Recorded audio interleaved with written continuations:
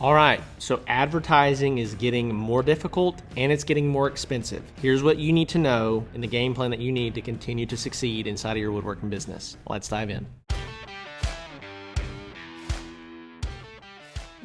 All right, well, welcome back to the channel. Welcome back to the podcast. So grateful for you as always. In today's video, I'm gonna give you a little bit of bad news, but I'm gonna also give you a game plan on how to handle it. So the reality is it's getting more expensive to advertise. Every year we see increasing advertising costs across the board for everything. For traditional advertising methods, radio, TV, billboards, and also for digital methods, Facebook ads, Instagram ads, Etsy ads, Pinterest ads, TikTok ads, Google ads, all that stuff. It's always getting a little bit more expensive year over year to advertise because there's more advertisers, there's more businesses, and people get immune to advertising methods, right? Over time, the general population doesn't respond to ads the same way that they used to, right? So here's a couple things that you need to know, and I'm gonna give you a game plan on what you need to do in order to handle this. So number one, you just need to know that it's gonna cost you more to get clients.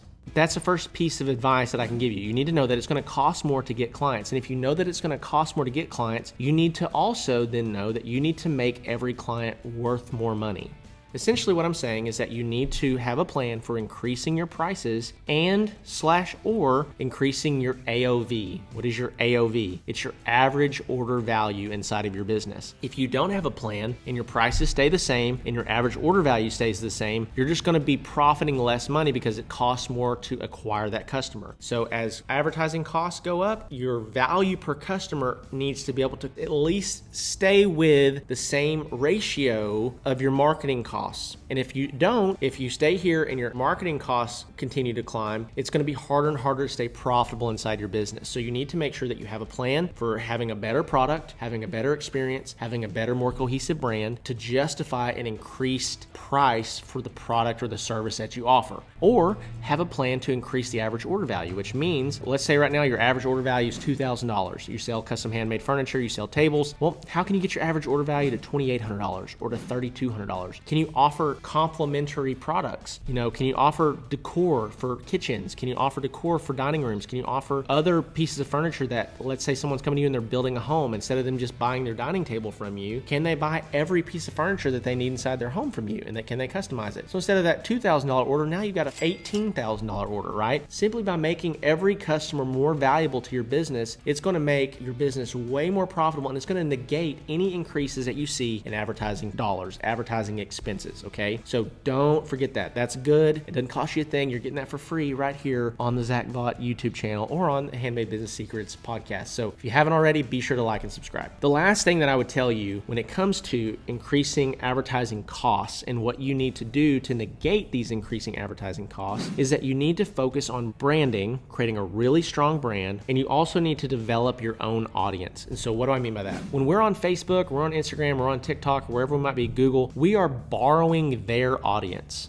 So if Facebook came to us today and said, hey guys, we're not taking on any more advertisers, we're shutting down all the advertisements, we don't want to run ads anymore, which they're not going to do that because that's how they make money. But let's say that that's what they did. We would be up a creek, right? Because that's how we drive the majority of our business and the majority of our sales. But if we had our own audience, AKA an email list, then we could market aggressively to that list regardless of what other channels are doing. Facebook, Instagram, TikTok, so on and so forth, right? By having your own audience and making that a priority to get your own audience, you're going to set yourself up for success, and it's going to be one of the biggest tools that you have to negate increasing advertising costs. Now, the other thing that I mentioned is that you need to really focus on building a strong brand. I talk about this a lot, and branding is very ethereal. It's kind of weird. It's hard for people to kind of wrap their minds around it. Branding is this cohesive feel and look to who you are as a company. It's what do we want our clients and what do we want the people that follow us to say about us, and creating a great product and a great experience and making yourself stand out in the marketplace. If you think about McDonald's, if you think about Nike, if you think about Apple and Google, if you think about Amazon, if you think about these companies, these huge companies, they got that way because they created a brand. Let's talk about Nike for just a second. Back in the 80s, Nike was a track shoe. They're up in Oregon. Their primary customers were track runners. They were trying to break into other avenues for sales back at the beginning of Nike. And who did they pursue? Who did they meet? They met Michael Jordan, right?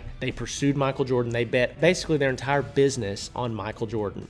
Well, why would you do that? Because of brand. They realized that by having something in their corner that got their brand in the public eye and exalted in the public eye, they would get more sales, more revenue, have more opportunity as a business. Now, that's the same thing that you can do. You can get your products in certain stores that are going to elevate your brand. You can get your products in front of certain influencers that can elevate your brand. You can create your own content and run your own ads and create your own website and create your own experiences that elevate your brand. And so the more cohesive and more high-end that this brand looks, the better. And so what are some great examples of like really awesome high-end brands? Pottery Barn, Restoration Hardware, Anthropology, Zara Home, Ethan Allen Furniture. These are furniture brands and furniture companies that have not just been like, hey, this is the stuff that we sell, but we do it in a unique and memorable way. And so you can do the same exact thing inside of your own company. Now, let me be the first to say that those are multi-million, multi-billion dollar companies. So how can you do that on a smaller scale? By getting really good photography, really good video, by learning the skills around creating your own storytelling instead of your messaging being buy my stuff, buy my stuff, buy my stuff, resonating with your audience. Like if you're building dining tables, for example, it's very easy to do is to create a strong brand because tables signify